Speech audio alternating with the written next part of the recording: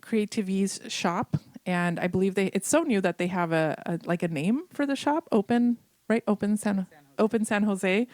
So want to give a lot of gratitude to Create TV and to the organization and to the staff that make it all happen, and it's seamless, right? You just walk in and everything works, and there's somebody greeting you, and the lights are on, and shout out to all the non-profiteers and the boards and volunteers that make it happen. Well, I'm up here. I'm going to talk to you about everything. My panelists will be here shortly. Well, you're here. Yeah, and we're just waiting for a few. I'm going to ask, let's see, who's here from San Jose? Okay, all right.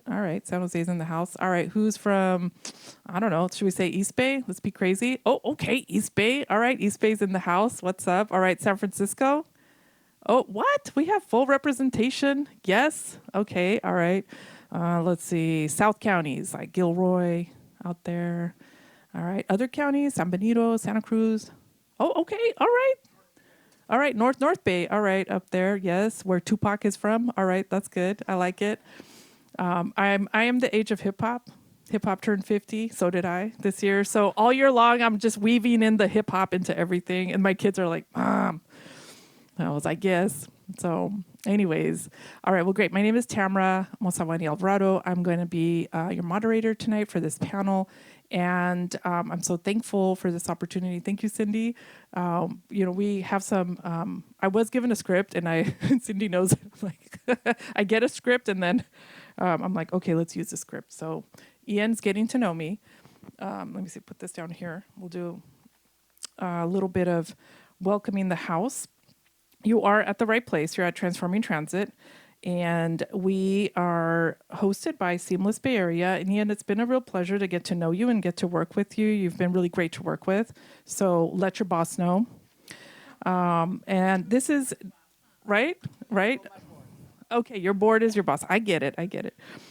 Tonight's event is co-presented by Stanford University's Bill Lane Center for the American West, Spur, and Joint Venture Silicon Valley. So I wanted to make sure to give those shout outs. And we did a little bit of, I wanted to ask, okay, so anybody take public transit? Okay, all right, yes. All right, that's good. Really great. VTA? All right, Caltrain? What else am I missing here? BART? Okay, BART. Bike? Okay, yeah. I met some, yeah, that's right. Let's see, walking? Walking, yes. Scooters. All right, very good.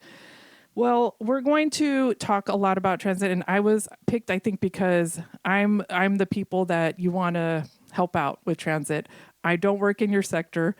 I work in the arts. I work in philanthropy, and I'm wearing my Taylor Swift T-shirt because this is how I got into this conversation. I was telling Cindy what a great experience my teenage daughter and I had using the VTA to get to the Taylor Swift concert this summer, and it was so great. It was really an exciting experience for us. We were in community with all the other Swifties that night. I didn't know I was a Swiftie, okay? I became one that night. I was just kind of like, okay, here we go. Let's go parent. But turns out that it was such an exciting experience to be on the VTA with all of these people that were so excited about a cultural experience that we were going to have. But more importantly, as a mom, I wanted to be safe with my kid. And there were so many staff members out that night. There was a lot of great signage that was out, that was happening.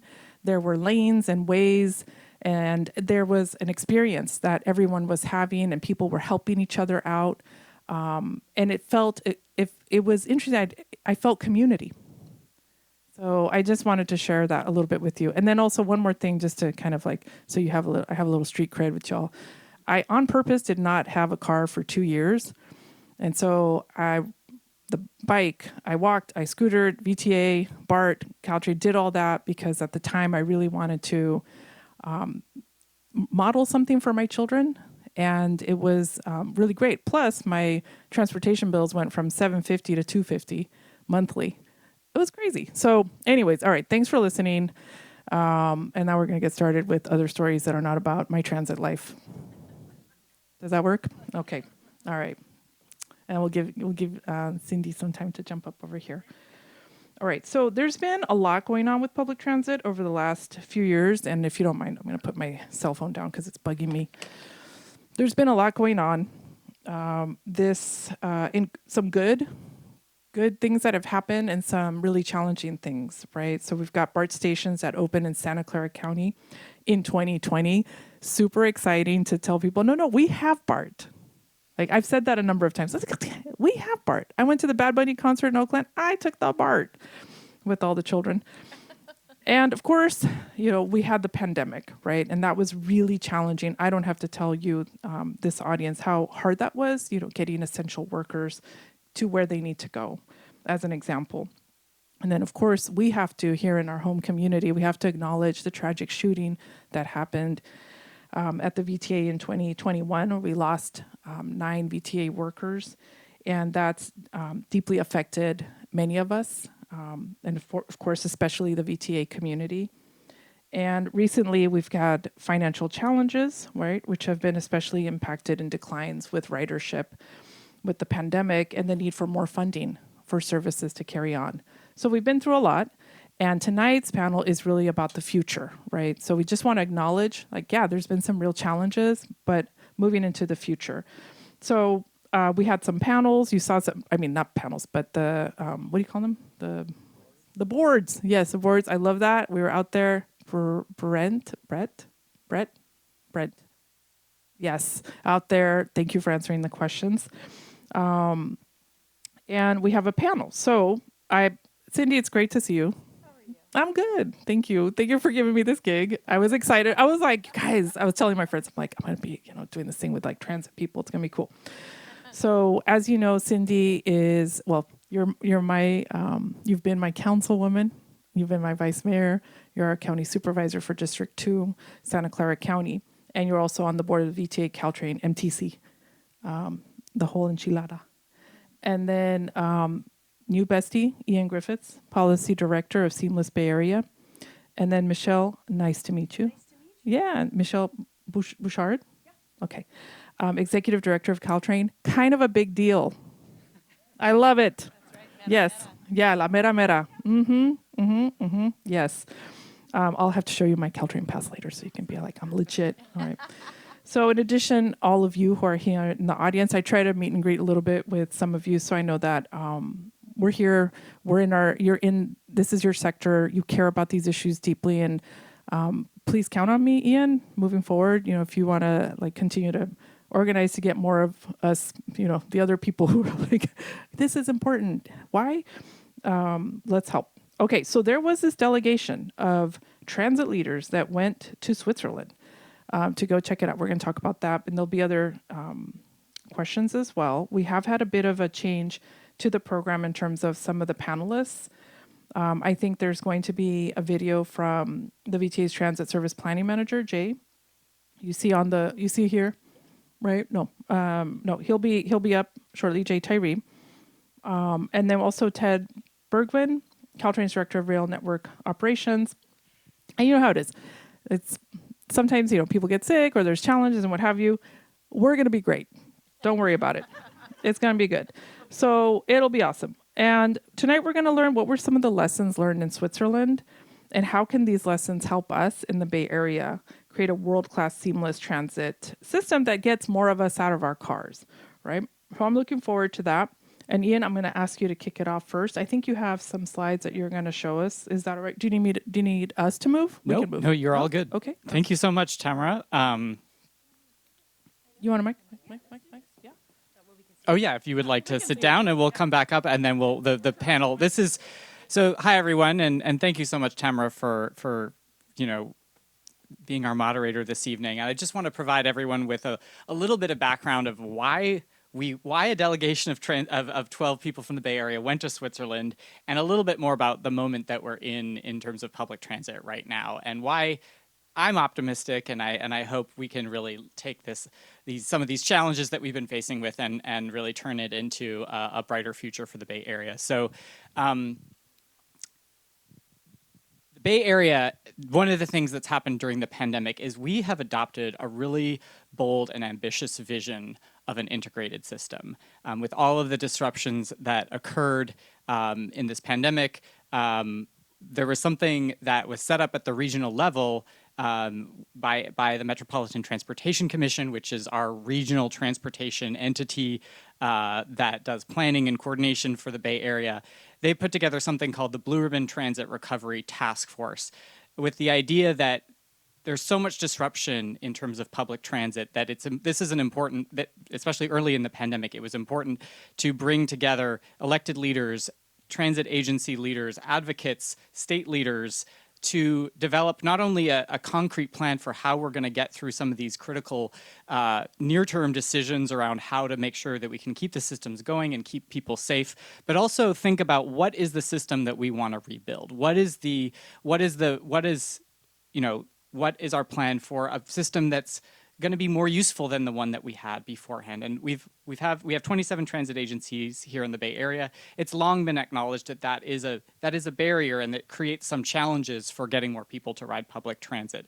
Public transit use was sort of a mixed bag before the pandemic. Some agencies were increasing their ridership, and Caltrain is definitely one of them. BART was another one. They're doing quite well. Other agencies were losing riders, and in particular, many of our local bus systems had experienced cutbacks and and buses were getting stuck in traffic. And so overall, the amount of transit ridership has been pretty stagnant over the past couple decades prior to the pandemic. And then, of course, the pandemic occurred, and that has brought us to where we are right now. So the outcome of that Blue Ribbon Task Force was something called the Bay Area Transit Transformation Action Plan that was adopted by all of the 32 members of that panel, which included the major transit agencies, the major advocacy groups, many elected officials from all parts of the region. And it really committed to this vision of a transformed integrated system. And some of the specific outcomes that were part of that was an integrated fare payment system with simpler, consistent, equitable fares to attract more riders, integrated customer information, coordinated schedules, improved accessibility, and acknowledging that we need more funding over the long term to really fund many of these initiatives and truly attract more people to transit, that we underfund public transit operations in particular. So that's the plan that's been adopted since July of 2021. And Switzerland is a country that really is, shows what the potential for public transit is. It has really adopted this integration philosophy for quite a long time, and it's comparable to the Bay Area for a number of reasons. Even though it might seem very different in a lot of different ways. It's the whole country of Switzerland has, almost the same population. It's about double the area of the Bay Area. It has a lot of different transit agencies, and that is one of the kind of similar things that I think is a reason why we constantly go back to Switzerland, because they figured out how to create a seamless customer experience and, behind the scenes, an integrated planning framework. All of the actual infrastructure that gets built and the way the schedules are done. There are 260 agencies. There's a lot of levels of government, but they make it look really easy, and it's how they're set up. So, and they have the outcomes are, they have. Prior to the pandemic, they had 21% of all trips happening on transit in comparison to just 5% here in the Bay Area. That's even though 21% may not seem like very many, that's a very high level of transit use, even within Europe or other countries that have relatively high transit use. And people are traveling almost the same distance on a day-to-day basis. So it's an inspiring model for the Bay Area. And the way that they've achieved this is by a number of things, and we learned about some of these things while we were there. But coordination is really core to the story of how they've managed to plan their system over the past couple of decades. In particular, coordinating the service between all of various rail, bus agencies and different parts of the country. Integrated fares is part of that. High levels of transit funding overall that is able to fund just a lot more service hours, which is essential. And then really focusing on the customer and having a seamless and easy customer experience. These are the elements of, why, many of us advocates and even people at agencies have always been interested in Switzerland as a model. So how did we get this opportunity to go and travel there? Well, there was Seamless Bay Area, the advocacy group that I work for, we organized a virtual conference during the pandemic through a former colleague of mine, and we were able to. We got Caltrain, the Bill Lane Center from Stanford, who also was sponsoring tonight's event, SCAG in Southern California, and LA Metro, all contributed funding to a sort of virtual conference to learn more about the Swiss system. And we invited Bay Area public transit agencies, and we had attendance from about 80 staff and elected officials from across California in these virtual sessions that had leaders from the different levels of government in the Swiss system, just explaining how their system works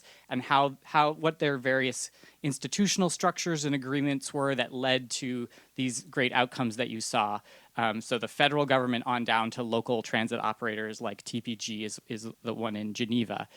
There was a lot of positive feedback from that virtual conference, and the Swiss consulate in San Francisco, we were in touch with them, and they said, actually, we have this program to bring delegations of folks to Switzerland on different topics. So Seamless worked with the Swiss consulate to submit an application to bring a U.S. delegation to that, and it actually got selected. So this was fully funded very generously by the Swiss government, and we had the opportunity to have 11 different people attend. So the attendees were, from AC 7 of our agencies: AC Transit, BART, Caltrain, MTC, SFMTA, VTA, and WIDA, the ferry authority, all had representatives attending. We had Seamless Bay Area, and then Spur, another advocacy group, had representation. We had 2 elected officials there. Cindy Chavez was one of them. We also had a Honolulu city councilor there, and then someone from the Federal Railroad Administration from the federal government was there. And this is a picture of us obviously on a tour of the local tram operator in Zurich. What did we do while we were there? We visited with, various levels of government, different actors within the Swiss system, from the federal government, which does transit coordination at a national scale. We met with the Operators Association of those 260 operators, the entity that manages the integrated fare structure at a national level, which is called Alliance Swiss Pass. We met with the Zurich regional body, which is called ZVV, that does coordination within the Zurich region, of which is about 1.6 million people. Then we also met with one of the key operators within the city of Zurich, VBZ, and then a number of other actors, including some startups. And we'll get to so I just finally wanted to share a couple of the pictures from the experience, and then we'll get to the panel question. But obviously, we took transit a lot while we were there. So everywhere we went, this delegation, this is a picture in Bern, the capital where we started and where a lot of the federal agencies are. And you can see some of the representatives here. So we got around entirely on transit. It was it was everywhere that you looked. It was very widely used. This is this year, so this is still in a post-pandemic era. They have reached 100% ridership recovery across the country of Switzerland. They had just surpassed that threshold when we were there. We're in the Bay Area, just for comparison. We're overall, it's different from agency to agency, but the average is somewhere around 60 to 65% ridership recovery. We obviously experienced the signage, we took it to even a rural area. The transit system connects a lot of the tourism areas, which is a big part of both the economy of Switzerland and a lot of domestic tourism. So this is a rural area that we went to up a mountainside. We paid fares. We had our fares checked at many occasions, particularly when we were on the regional trains. Mobile ticketing is very widely used there. I think it's over 60% of all ticketing is done through mobile ticketing, and people mostly have these passes. We had a special pass because we were there, and it was good on everything that we used. So we just had to pull out the QR code everywhere we went. So that obviously it was a fascinating experience. Most of our time though was spent in rooms like this. It was a fantastic opportunity, but as I say, eight or more hours a day, we were in rooms like this, really just listening. We had excellent presentations from Swiss senior officials who very patiently explained to us, how the system works, how it was set up, some of the evolution, and we had a lot of opportunity to just ask questions and really understand, how did it get that way? What are the challenges you face? And we've been since that point really poring over, these materials, sharing them with our colleagues. We've met as a group, the 11 of us, a couple of times. This is the sort of brainstorm we did at the end of it of how do we bring these lessons back to the Bay Area? We learned so many important things that felt like they were really opportunities for us here in the Bay Area. So we're in the process of compiling that into a final report and sharing it with our different colleagues at various agencies to really put some of these ideas into action. And then this event is one of those things. So we really am grateful again to the Knight Foundation and the Stanford Bill Lane Center for giving us this opportunity to share with many of you what the impact of this and the opportunity that we have by kind of looking towards these international best practices for how Bay Area transit can recover from the pandemic. So that is all I have to say, and we can go back to the chairs and start the panel. And I'll just leave that up here for when we get to that portion of. Okay, that's great. Thank you. That is Jay. Yeah, that's him. He's going to come in soon. Pretend he's on the panel as well. Yeah, he's in it. But first us. So thank you, Ian. Thank you for that overview. I really appreciate it. And I appreciate the my quick commentary on it is how important building relationships is, right? Especially when you're trying to work between different types of institutions and bureaucracies, that it goes a long way when you've spent time with somebody and had a meal with them, right? Eat with them, get on the bus with them, and have those experiences. So thank you for doing that. Okay, so this is how it's going to go. I'm going to ask you a quick question. Then we're going to go to the video. Then, Michelle, I'm going to go to you. Then I'm going to go to you, Ian. Okay, places, everyone. Thank you for the chuckles. I appreciate it. Okay, so I'm going to ask you each about key takeaways and the initiatives. And I know, Michelle, that you have been there, not on this delegation, but you have been there, so you'll have plenty to add. But what are the most relevant initiatives in terms of what you heard in your multi-hour, multi-days trip there? You want to start, Cindy? Okay. So I wanted to say thank you to all of you for coming. You're already kind of the true believers, but I think this is an opportunity to think about the point that you raised, which is how do we bring many, many more people into the fold? And so let me just say what my takeaways were. The biggest ones, that in some respects we've made transit accessibility very complicated here. And here's what I mean by that. I think that, well, actually I had two big ahas. One was that the way they fund transit, you have to be on one schedule or you don't get money, and you have to be part of the integrated fare or you don't get funding from the federal government. And we have 1,000 rules. We want you to do this, we want you to do that, we want you to do this. It's really simple there. You want to get money, you have to be able to do these two things. The other thing that's interesting there is that they really talk to the public a lot. And so if they're going to make a contribution or a contribution to a project over $20 million, they vote on it, the whole country, which means that as public servants, you are out in the public talking to people about what you want to have happen. You can't surprise people. Not that you would want to, because you need people to be in love with the project. It's almost the opposite of what we do here, right? So that was really interesting to me. And then I'm going to wrap up with this last thing because I thought this was fascinating. I can't even remember who told us this story, and you might remember, but somebody was talking about how they had an unsafe situation on transit in Switzerland. And the unsafe situation was that a woman was almost sexually assaulted. The whole country threw a fit, and every single operator responded because they know that if they don't, they will lose their market share. And when you ask them, what's your competition? Every single entity we talked to answered the question the same way. The car. The freeways. There was no matter how grumpy or happy they were, same answer. So anyway, I had a great time. I'm really glad I went. I learned a lot, and it's brought me back here to look at all the stuff we're doing and saying, make it much more simple. You get funding if you do the right thing and don't make it complicated. Thank you, Cindy. Yeah, wow. Okay. Jay, now we're going to hear from Jay, coming in live. Well, not live, but thank you. Coming in right here. That we might have to like do one of these again, right? Just ask Jay the question. Yeah. Hey, what do you So, think? Hi everyone, I'm Oh, Tyree, he's on. Manager of Service Planning at VTA, and I had the privilege of joining the delegation to Switzerland to learn about their transit service. Now, while I can't be there tonight because I'm under the weather, I wanted to share my Switzerland experience with you all.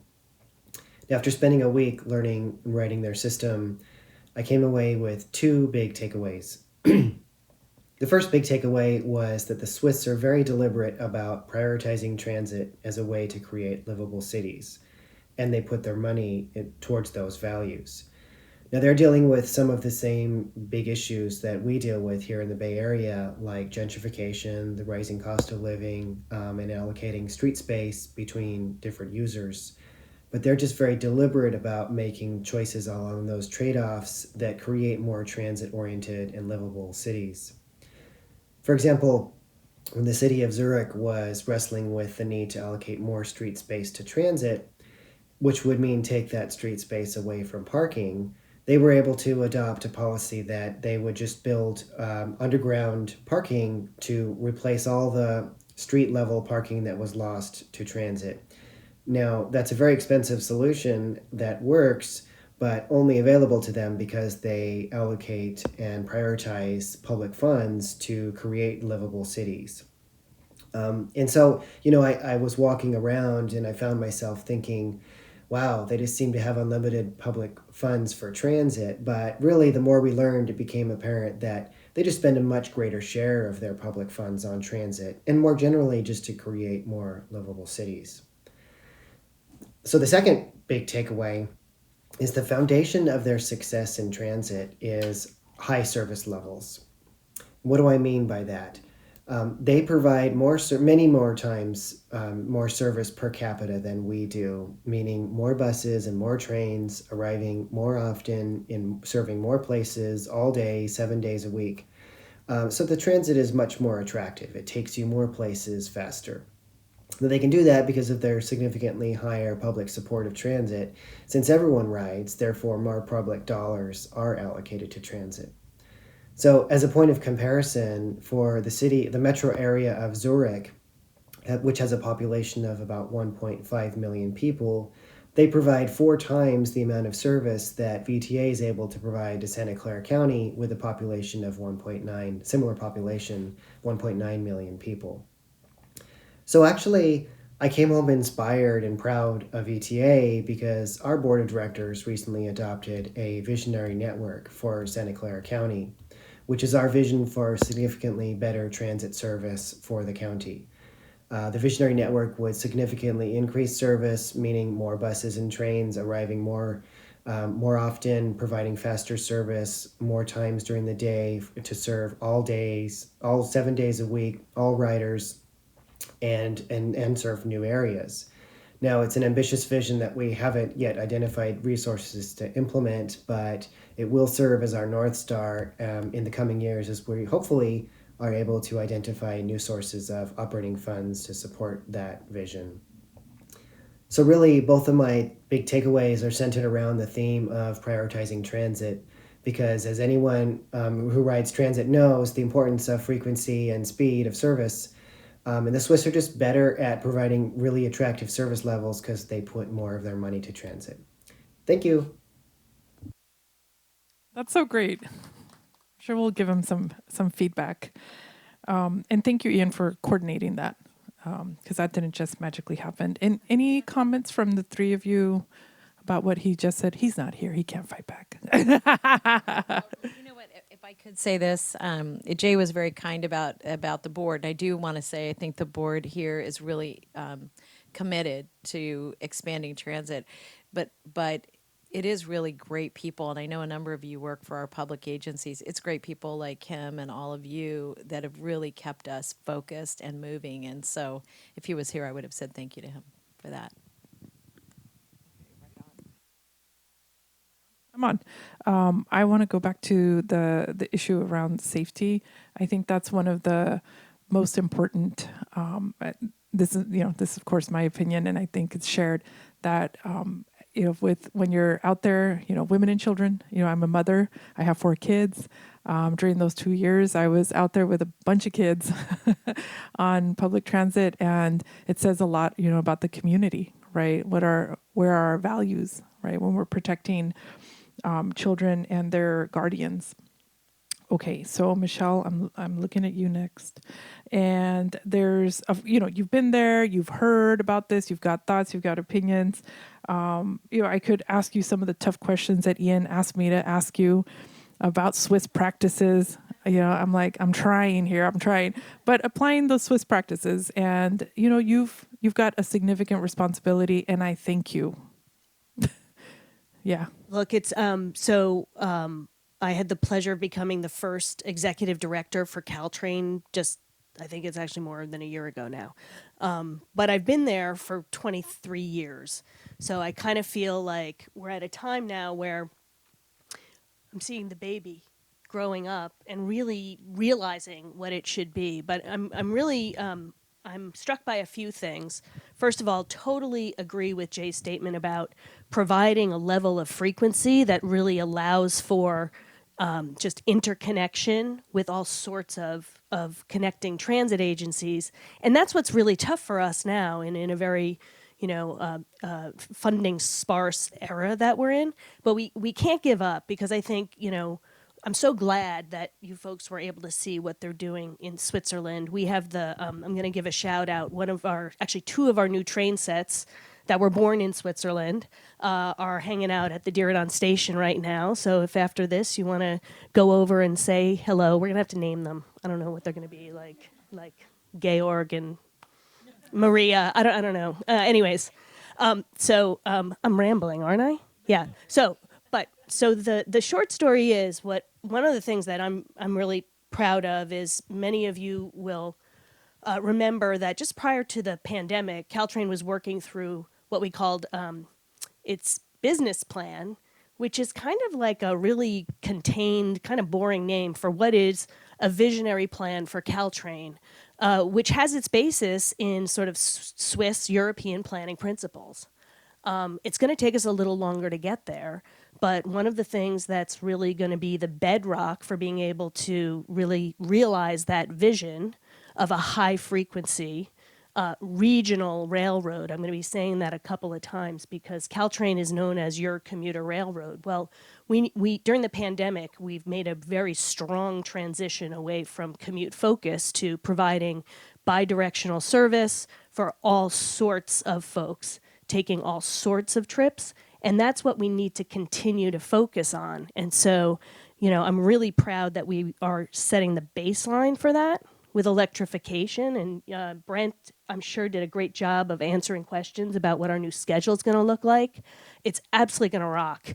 And it's going to provide what we see as something very customer friendly, which is 7 days a week, half-hourly service. If we need to supplement it with additional service during special peak times, we're going ahead and doing that. So I'd like to say that we're really sort of living out some European Swiss principles. And we really do need to continue to figure out how to get the funding to be able to expand on that. Because I do think the kind of transformation that's happening there and the kind of visionary plans, if all of the agencies can somehow get coordinated around that, we really can bring Bay Area transportation to the next level. 59 minutes. San Jose to San Francisco. Boop, boop, boop, boop. So that's what I was like. I was hearing you and I was like, 59 minutes. Yeah. So thank you. And thank you for that. And I think, again, the collaboration piece, it starts on that personal level and then it continues forward. You've got meetings. I know you go to a lot of meetings. Got to spend a lot of time together. So again, appreciation for that.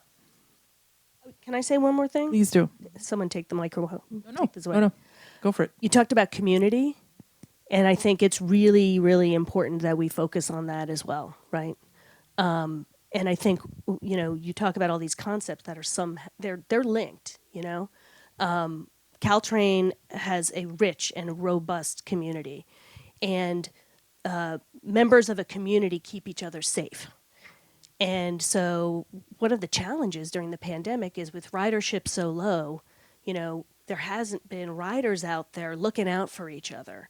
And so I am the biggest proponent that one of the safest transit systems is a system that is full of riders who are committed to making it, safe for each other. So bringing the riders back is going to help that issue as well. And I love that message about it's also on us, right? Like we can't just walk into Caltrain BART and expect that it's going to be safe for us, and we don't get to contribute anything about that, right? So, all right. Ian, you're coming from an advocacy perspective, so I'm imagining that your lens when you were out there eating all the chocolates, it's true, right? You did eat a lot of chocolates. Okay, it's true. It's true. This is true. It's not just, yeah. So your perspective, your thoughts about this, you have a particular lens. Yeah, thank you. So I was very interested in learning how did they get there, right? How did they make that transition to what is obviously an excellent system? What's the story? Because that's obviously, it takes that takes people, it takes leaders, it takes a lot of things, it takes funding, but you only get the funding if you have the political will, and you only have the political will if you have, things you have. I want to know what I wanted to understand. What is the series of events that led to that? And what we learned is there was a dark time. There was a period. It's different from. It's in some ways similar to where we're at right now. Is in the 80s in Switzerland, they had two failed ballot measures that were rejected, where voters, because they like us have to go to the voters every time they want to build something major. But there was a subway proposal to create an underground subway system, probably around the same time that we were considering building BART. But they rejected a very ambitious plan for an underground subway system. And separately, a few years later, the voters in Zurich rejected a light rail system. So this forced a reckoning, and I think one of the lessons from that is that the public just didn't really understand the benefit. It wasn't presented in a way where it was viewed by, clearly people were skeptical. They saw a big price tag and they didn't see the benefit. What that led to, and really it was the genesis of the coordinated system of the clock face timetable, this concept of a reliable, what can we do with what we have right now and make it just simpler and easier for people. And the first aspect of that in 1982 was really without any ballot measure, just at a national level, creating this clock face with existing resources, saying how can we line up the schedules to be more logical and easier for people to use. And they rolled that out, and it was immediately very, very popular. And it gave them the argument to go to the ballot, which was in 1987, to say, okay, we want to do this, but we want to double and triple the frequencies, and we want to build out the extra tracks and the other, infrastructure improvements that are needed to really build up the service. And that ballot measure succeeded. That was at the national level, and then the other story scale is at the Zurich level, where in 1982, after these two failed ballot propositions, in 1982, so around the same year, they came up with a proposal for an electrified regional rail system, an S-Bahn system within the region of Zurich, and the promise that they associated with that really resonated with the public was integration and one journey, one fare. One ticket, one fare. No, one journey, one fare. I'm getting it wrong. One journey, one ticket. That was their slogan for this. It was attaching, a line or an infrastructure project that we're very familiar with, but with a service promise and with a customer promise that it's going to be easy and it's going to be fair. And in fact, the zone-based system that we now, I think I had an image of it there, but that you can go from, regional train to local tram to any combination of things, and your fare is going to be the same because within this region of Zurich. And that passed at 74%. That ballot measure passed in the early 80s at 74%. And it was connected to, well, we need to create a regional entity that actually, if we're going to have a regional fare structure, we need to have an entity that actually holds that and that coordinates system. And so that's ZVV, one of the agencies that we visited, was created as a result of that ballot measure. And it's really since 1990, which is when kind of the regional rail project was finished and they actually implemented the regional fare structure at the same time. That's when you see this really consistent increase in ridership pretty much every year since 1990.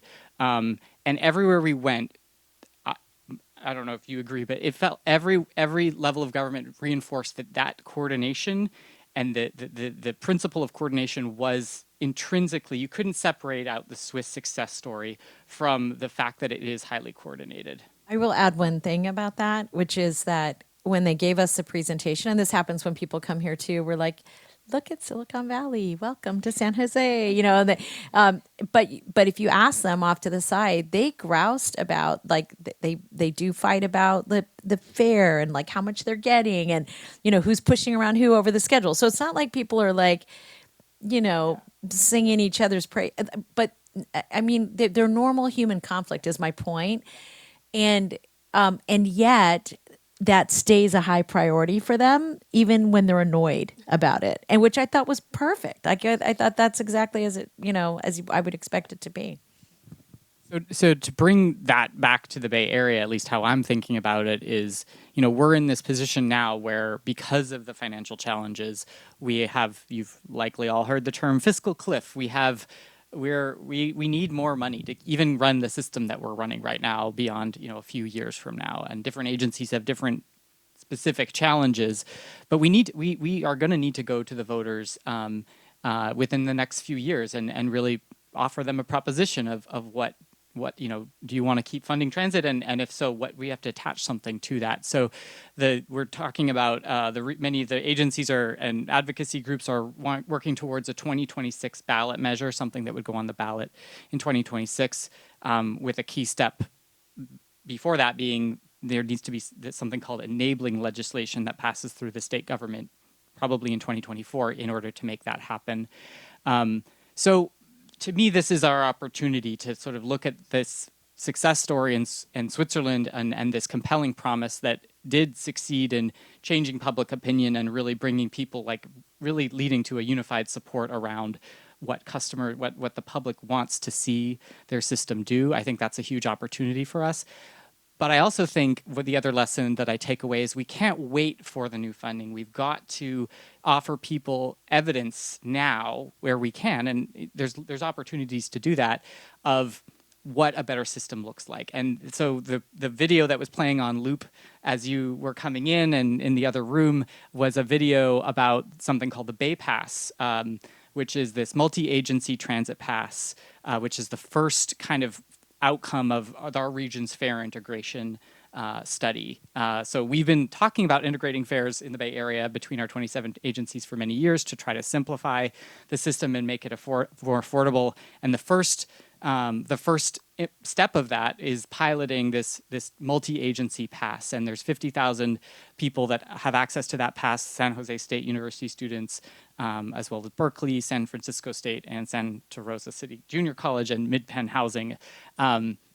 So that program, if you were watching the video, you saw just how excited and happy people who have access to that pass, who previously would have only had access to a single agency pass, they're now able to use all of the systems in the Bay Area for the same fee that they previously could only use one. The data is showing that that's increasing ridership among those people who have that pass by 40%. So that's fantastic. I mean, and this is, I think, exceeded everyone's expectation. So in my view, if that was available to anyone or just more than 50,000 people, and that's something that we could any member of the public would see, oh, I can purchase this thing, and it's making such a big difference.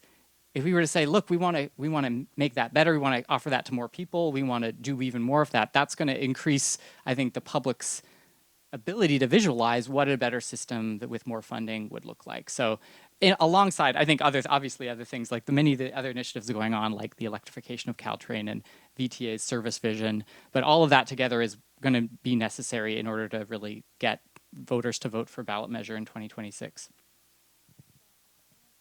I'm going to be a little counter on this one because I think it's true. Like, so let me just say one thing about the Bay Pass.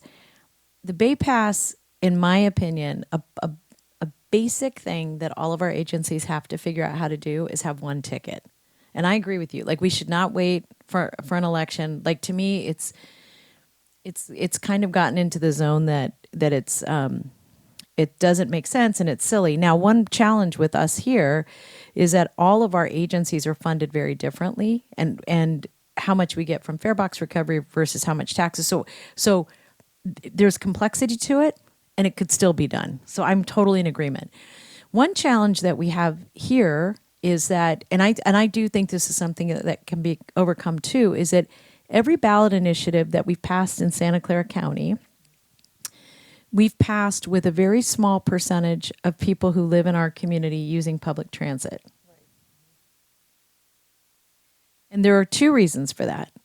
One is that we talk about making sure that roads are clean and clear and that they're easy to, like, we're going to get rid of the bumps, the potholes and all that. We've always added that, and that's because we have so many people who drive. But the second is that most people who vote on these initiatives are really excited about public transit because they want someone else in it so that they can get to work in their car. And let me just say why that's important. It's important to understand that because to me, there is what we need to do to build the foundation. And I think the point that Ian's raising about like the history of what has happened in Zurich and how they got to where they're going to go. Our path is going to be a little different. But what it means is that we still have to dig deep to create the value proposition around transit in our region. And that's why the Bay Pass is so important. And at the same time, we still need to persuade a supermajority of people about why this is going to be better for the community. And those may not be the same conversations.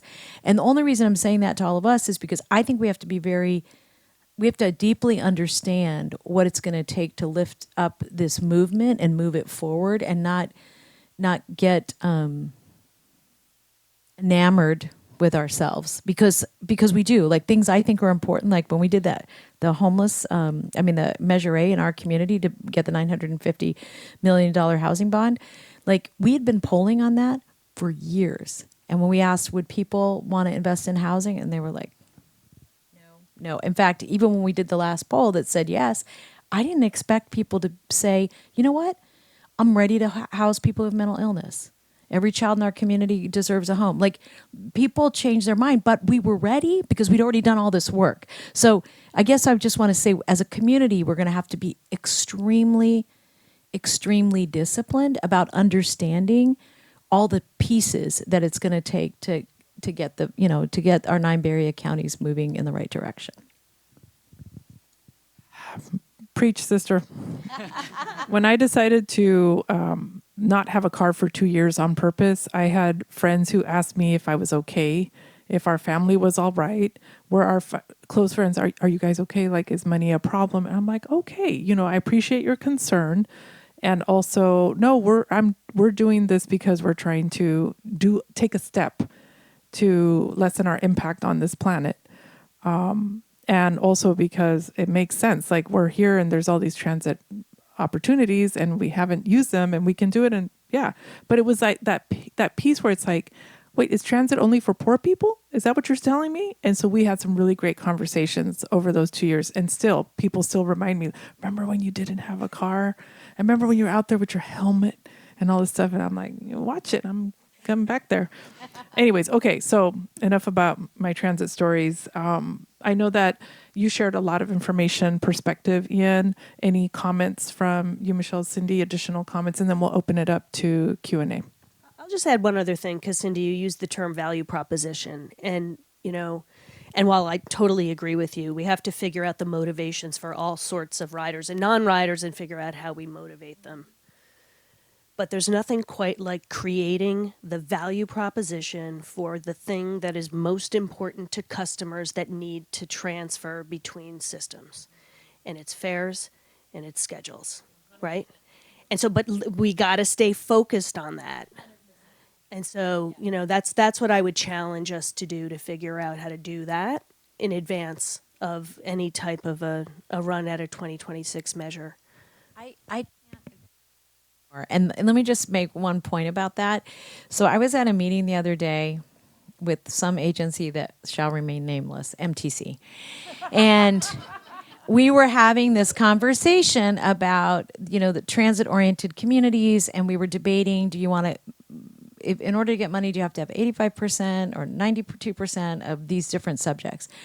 And honest to God, if all MTC did was align investments to schedule, to and to this idea of a single fare, and maybe if I was only going to add one other thing, it would be that we were really encouraging dense construction around transit sites, whether it's housing or jobs. If we did nothing else, one, we'd have like hundreds of hours less meetings. But two, I actually think it would allow us to focus on the single outcome. And the transit-oriented communities, and I know some of you worked on it, so I'm not trying to be disrespectful about the importance of thinking holistically, but every time, and we all do this, which is we know there's a priority, which is getting people on transit, but I've got 42 other things I'm going to try to accomplish while I'm doing that. And at some point, we have to decide that we want schedules and one ticket. It's going to be so hard, but that's where I agree with you. I think all the rest of it's just making I will add that I agree as well. For instance, if I were to boil down the 27 action plan that we adopted to two things, it would be those two things. And they're really big things. So it's not to say that they're tiny, but like, let's, those things become so much easier. All of the other things become so much easier, including making the case for more funding, including, I was going to add wayfinding, safety.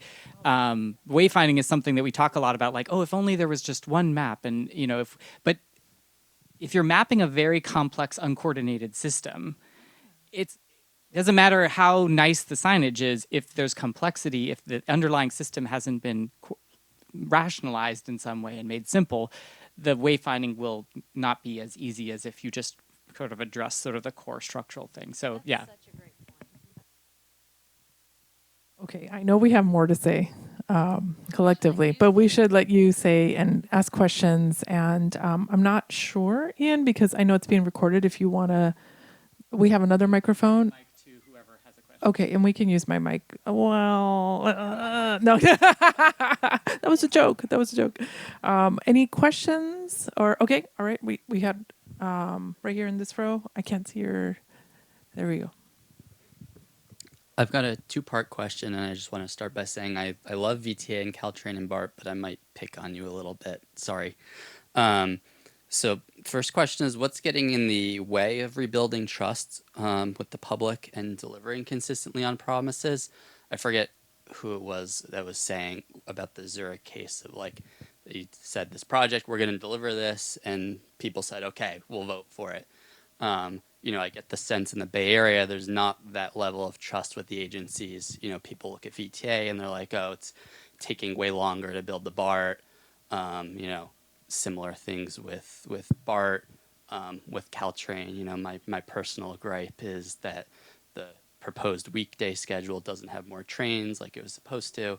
So what's getting in the way with rebuilding trust? How do we do that? And then, you're talking about the experiment with the integrated pass, and there's, tons of other experiments we could probably do. How can we deliver more experiments faster to prove out what we're saying and get better buy-in with the public? I know there's a lot of things, environmental regulations, Brown Act, sunshine laws and stuff like that. Lots of bureaucracy that we have to get through, but how can we remain within the spirit and the letter of these kinds of regulations while still getting things delivered faster, hopefully?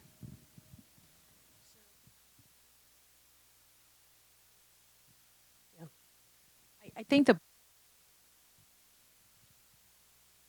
the point you're raising about performance is really critical. And I think one of the most important things we can do in the public sector is be honest about where we're succeeding and where we're failing, what we're learning, and how we can learn faster and be able to iterate more. So I what I wanted to do is I'm going to let Michelle talk, maybe using the example of electrification, and then I think maybe I want to just spend a minute on the pass, on the Bay Pass. Yeah. I totally get what you're saying, right?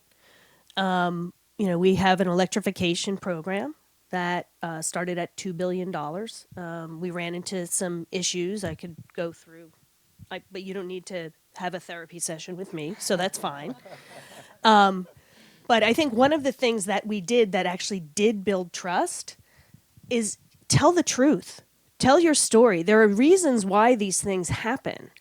And I feel like, first of all, and I'm going to say, I feel like if agencies could be, more transparent along the way with how things are going, first of all, you would understand a lot better why we ended up where we did. That's the first thing. And the second thing is, I think, if you do that along the way, you might be able to help yourself as an agency from getting in the level of trouble that you might get in. But if I'm on the other side, what I see is in the Caltrain case, we needed $400 million additional dollars.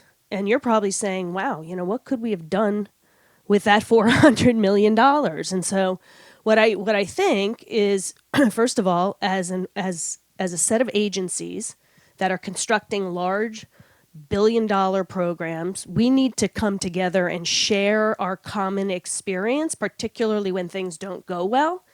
I was just at a roundtable for all of the projects that are being funded by FTA, and it was just an agency-only roundtable, and it was an area, it was like 3 days where agencies were just sharing their common victories, but also, their common pain.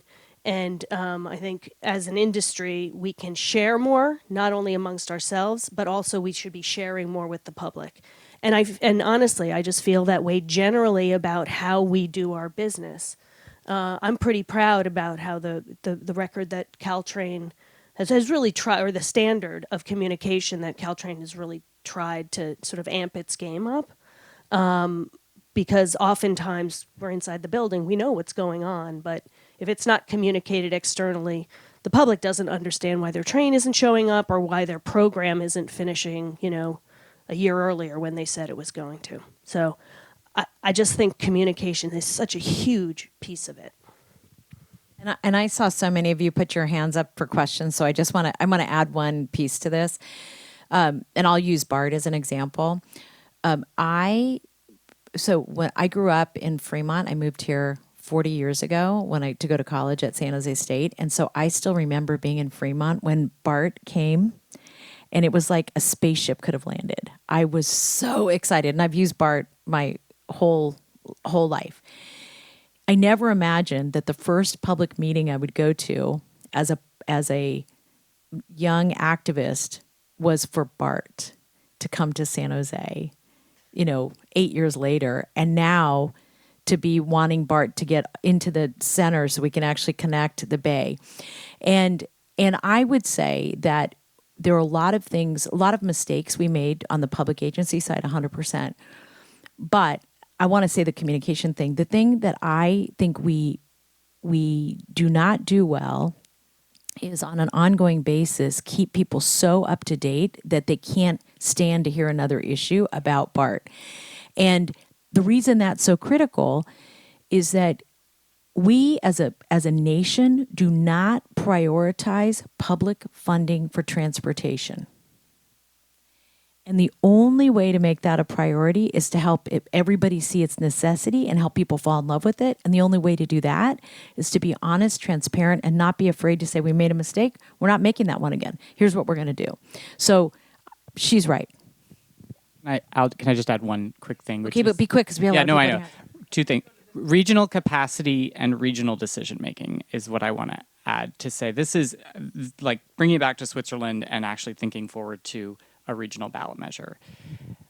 if we're talking about capital projects, having the regional having a capacity to be doing these big complex projects, at a region, like centralizing the sort of expertise at least a regional or even a statewide scale. That's something that in other regions that have a better track record than we do of these big capital projects, they've centralized that capacity for these complex projects, and I think that's an important part of what we should be considering moving forward. And then regional decision making is how do you make decisions around that? That kind of speaks to you are asking about pilots, like how do we roll out these pilots more faster? We need a more efficient and more structured way of assessing the cost and the value of something and getting to a decision and trying it out.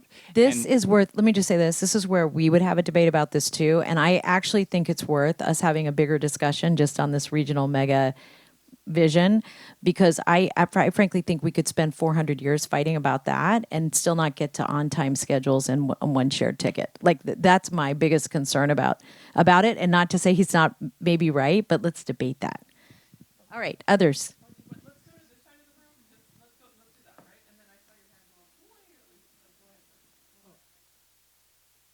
Okay. In Switzerland, did you get a sense of how many of the people that are operating the system in Switzerland actually use the system? And do you have a sense of how many people that are running the system here actually use the system? Everybody, let me just say this. Everybody uses public transit there. So many people that I don't know that, but for here I actually don't know the answer to that. I really don't. Do you? No, I don't. I mean, I think it varies by agency and that's I think there's it's something that actually one of the things that Transit Month is an event that happens every year where advocacy groups try to actually encourage elected officials and staff to really ride transit and express, and take, and so I think I'd like to see more of that personally myself, but I think it is really important.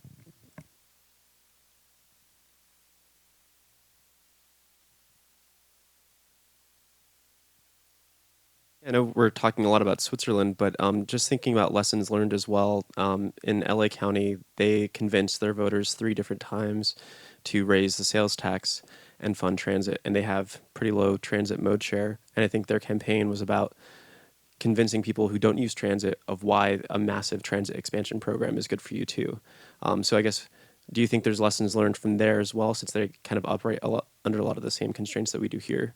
So we, just for those of you who don't know, in Santa Clara County, we have the highest percentage of sales tax going to transportation and transit, and that's exactly why. And, I've worked on every single ballot measure we've had, the ones that have lost and the ones that have won. And I think that that's part of the reason I was making the point a little bit ago about how really deeply understanding the perspective that different folks have is partly how we will do a better job of persuading people. But I also think we've done that effectively. The real question is, can we create a product, an opportunity that is so divine and delicious that people want to go to transit? Because winning a campaign, yes, we can do that. It's really winning hearts and minds. And and the one thing I think a lot about is that the biggest opportunity we have for a green economy lies in the transit system. Like that whole, like when we talk about how do you get working class people who can get a job in this area to this area, and how do we create green jobs, and we're all doing all of this thinking and creating new training programs. And the fact is, if we were able to expand transit dramatically, that's exactly what we'd have. We'd have a cleaner, greener, more fair economy. I mean, yikes. Let's do that. Yeah. Let's go to this side of the room, and I'm checking in with you. Transparent facilitation. 2, 3 more questions. 2 more questions. Okay, because they're gonna turn the lights out and kick us out. No, they won't. So another. Yes. Thank you all for being here. I think you've all touched on this a little bit in some of your earlier questions, but I was 16 when high-speed rail was on the ballot, so I couldn't vote on it yet. And I sometimes joke it would be great to ride it before I die. So I was wondering, in your trip to Switzerland, if you, for the 3 of you, if you learned anything about In terms of capital projects, delivering them on time and on budget. Yeah, any insights there? Yeah, we had. I remember specifically the day where someone was sort of taking us through the capital planning project, and they made a statement where like the staff person was like, "Yeah, I don't know when the last time a project went over budget was," and it just blew everyone's mind. We were like, "Wait, no, you can't be serious." So one of the key takeaways that is separate from the point that I earlier made about regional capacity, which I also think is important, but it's having a long-term service vision of the future and knowing exactly. So in the case of Switzerland, it's this clock face schedule, and they have their clock face schedule vision for like 30 years from now. They know we need to be running trains between central Basel and central Zurich, and they have their node map, and they know the distance that they need to hit, 30 minutes or less on these corridors and 60 minutes. So they know their target travel times and speeds and all the corridors that they want to connect. And they stick to that. And they strategically advance. So they are able to, they don't rethink their projects 1,000 times. They know that they need X number of tracks to get, and they know where the bottlenecks are. And they're able to they know exactly why they're building out the infrastructure that they're building because they have this long-term vision.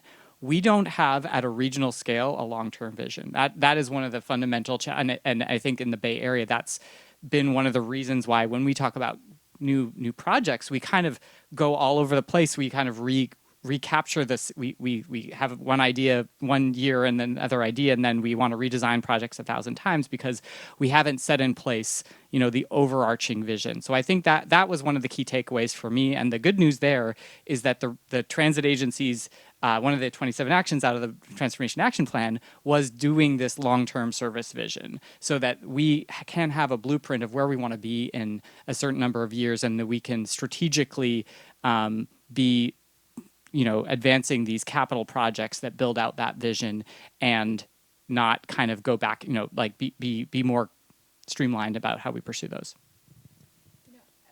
I have a different kind of perspective on this, and let me say that BART is actually a very good example. I think that one thing that we've observed with other countries is that there's a higher amount of GDP that goes to the construction of transit and transportation. So that's one big difference. And that difference has such a significant impact because what it means is that we build in phases even when we have a vision. As an example, so one is people believe that here somehow in Santa Clara County at some point we voted not to have BART come here, and that was not the case ever. Like the people have never voted against having BART. But what happened is BART went to Fremont, and then the BART board, making whatever on their transit plan, made decisions about where BART was going to go, and we wanted it here. And Fremont wasn't too excited about having it go over Lake Elizabeth at the time, right? They were good. They were the end of station transit. And remember, too, when BART was very first being built, we were still the Valley of Heart's Delight, and San Francisco was cool. And what were we doing here in the cornfields, right? Or cherry trees. So what happens is that we didn't have, so we, Santa Clara County, had to work with Alameda County and BART to persuade them to come here.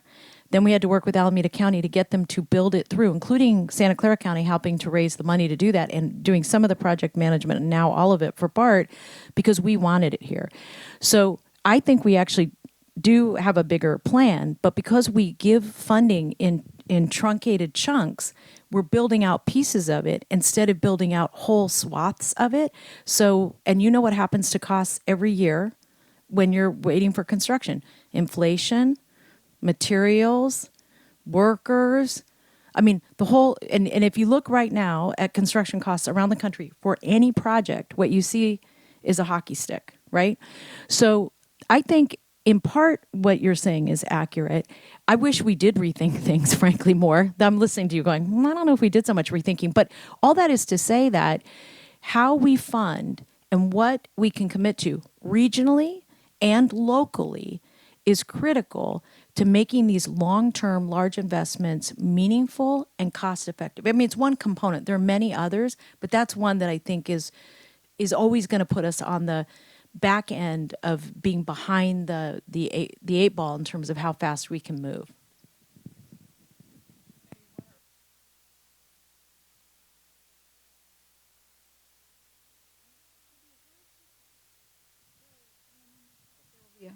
Oh, sorry. Is it on? Okay. So, Ian, you mentioned that there'll be a report.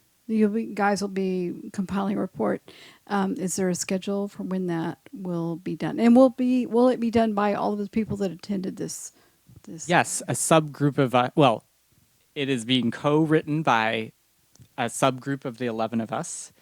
So it's been circulated for review. Deadline, So it's in progress. I'm not actually sure.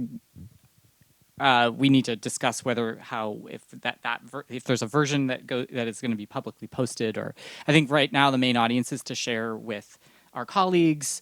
So I hope there'll be some version of it that gets that at least gets presented at some kind of public meeting that anyone could sort of see what the key takeaways were. So, but yes, yeah, I'm going to try to make that happen because I think it's important to officially share out what we did. He's a genius, so I have every confidence it'll get published. Seriously. I mean, and I want to just say to Ian and Seamless, let's give them a round of applause. They are amazing. That trip wouldn't have happened. They wouldn't have had a true believer like me and others. I'm just so impressed with them. Well, thank you each. I know there's a lot of questions and comments that we still have. I know I'm here with my people who I always say, well, I don't have a question, I have a comment. So I appreciate that. I was last Friday, I was with my American Leadership Forum class 43, and we were at this Center for the Future or Futurism in Palo Alto. I don't know if any of you all have been there. And part of what I was thinking about just right now, we were talking about the future and all that at one point they were talking about certain things with AI, and they were demonstrating a few things, and I felt both repulsed and excited. And I was like, oh, this is an odd feeling. And they were saying that's good because that's when you're really getting into the planning for the future.